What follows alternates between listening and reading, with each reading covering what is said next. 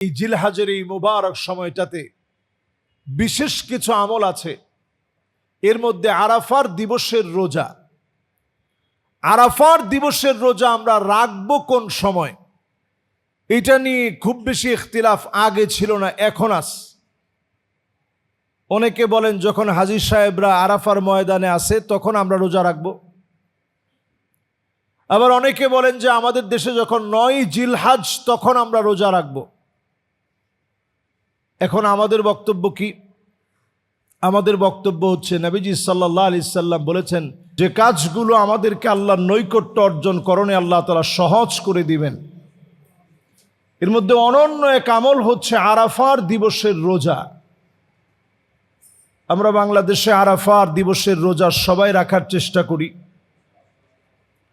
আরাফার দিবসের রোজা রাখাটা যদি আমাদের জন্য ফরজ না, ওয়াজিবও না, আরাফার দিবসের রোজা রাখাটা নফল।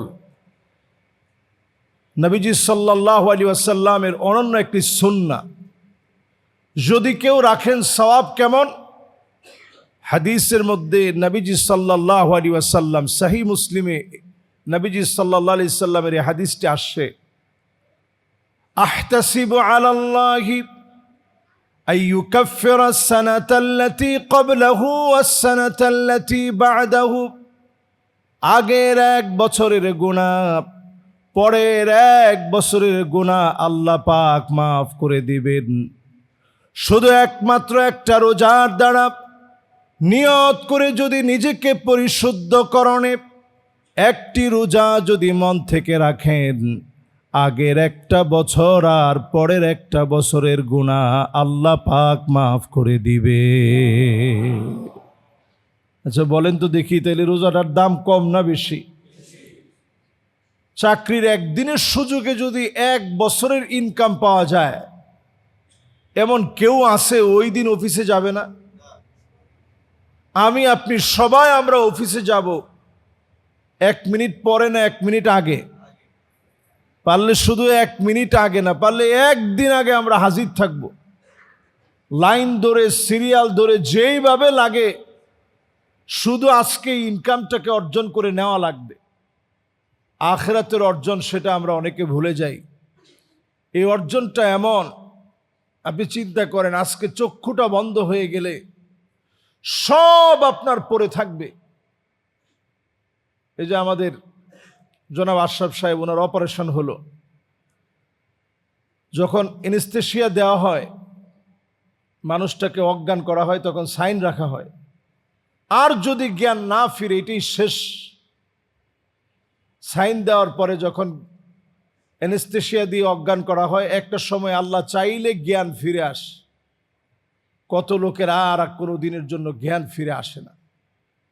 আল্লাহ রাব্বুল আলামিন মুবারক সময়টা এমন বানায় দিলেন, এই সময়ে যদি আপনি রোজা রাখেন, আল্লাহর কাছে যদি রোনা জারি করেন, বিগত 1টা বছর, পরের বছর আল্লাহ রাব্বুল আলামিন গুনাহ খাতাগুলোকে মাফ করে দিয়ে বান্দাকে যিনি আপন বানায় নিবেন তিনি কে?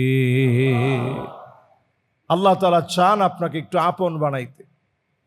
এই আপন বানানোর পূর্ণ কার্যক্রম আল্লাহ রাব্বুল আলামিন দিয়েছেন এই সেই জিলহজের মুবারক সময়গুলোতে। আল্লাহর প্রিয় বান্দাদের কাজগুলোকে আল্লাহ স্মরণীয় করে রাখছেন। এই জিলহজের এই মুবারক সময়টাতে বিশেষ কিছু আমল আছে। এর মধ্যে আরাফার দিবসের রোজা।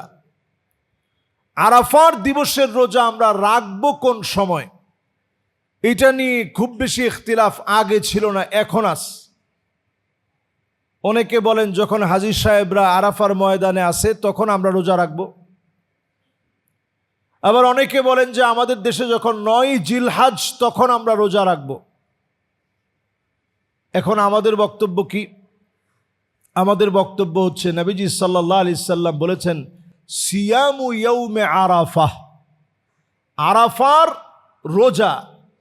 আহতাসিবু আলাল্লাহি আইয়ুকাফিরা আস-সানাতাল্লাতী ক্বাবলাহু ওয়াস-সানাতাল্লাতী বা'দাহু।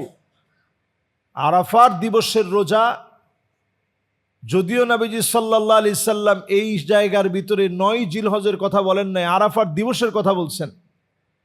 কিন্তু অন্য হাদিসে যখন আপনি দেখবেন নবীজি বলছেন সুমু লিরুইয়াতিহি ওয়া আফতিরু লিরুইয়াতিহি, রোজা যদি আপনাকে রাখতে হয় চাঁদ দেখে আপনাকে রোজা রাখতে হবে। ঈদ যদি আপনাকে করতে হয় চাঁদ দেখে আপনাকে ঈদ করা লাগবে। আরেক দেশের সঙ্গে মিল রেখে রোজা অথবা ঈদ করা যাবে।